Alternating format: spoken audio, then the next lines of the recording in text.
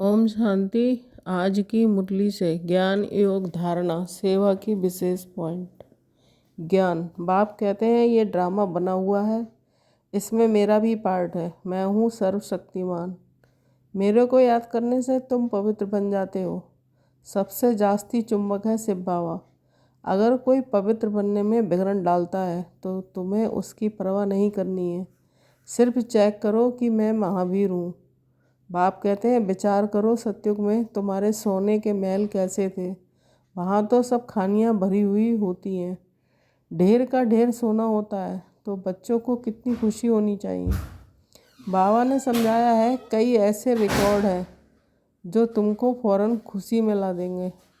सारा ज्ञान बुद्धि में आ जाता है। समझाते हो बाबा हमको विश्व का मालिक बनाते हैं। हम बेहद के बाप से बेहद का वर्षा लेते हैं जो कोई छीन ना सके। वहाँ दूसरा कोई छीनने वाला होता ही नहीं है। उसको कहा जाता है अद्वैत राज योग। बाप को याद करते तुम इस विषय सागर से क्षीर सागर में चले जाते हो। तुम विश्व के मालिक बनते हो तो कितना बाप को याद करना चाहिए। तुम देखेंगे कई ऐसे भी निकलेंगे जो बस उठते बैठते बाप को याद करते रहेंगे। बाबा को याद करने से हमारे जन्म जन्मांतर के पाप जो योग अग्नि जो सिर पर हैं वह जल जाएंगे। इसको ही योग अग्नि कहा जाता है, और कोई उपाय नहीं। बाप कहते हैं पहले पहले तो एक बात पक्की कर लो, अपने को आत्मा समझ बाप को याद करो। अब बाप कहते हैं मुझे याद करो तो विक्रम विनाश होंगे। विक्रम आत्मा पर ही चढ़ते हैं ना, शरीर तो यहाँ ख़त्म हो जाएंगे। धारणा।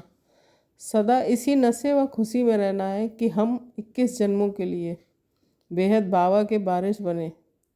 जिनसे वारिस बने हैं उनको याद भी करना है और पवित्र भी जरूर बनना है।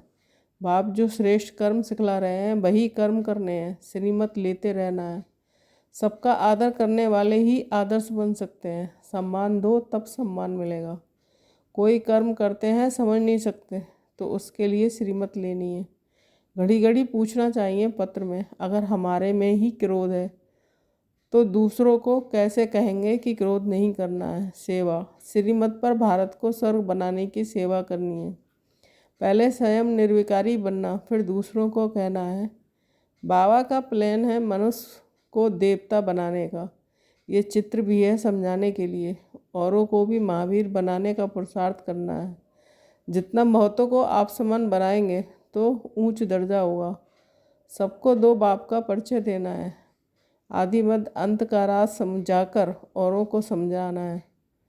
ये 84 जन्मों की सीढ़ी बहुत अच्छी चीज़ है। कोई अच्छा हो तो उनको सौगात भी दे सकते हैं। ओम शांति।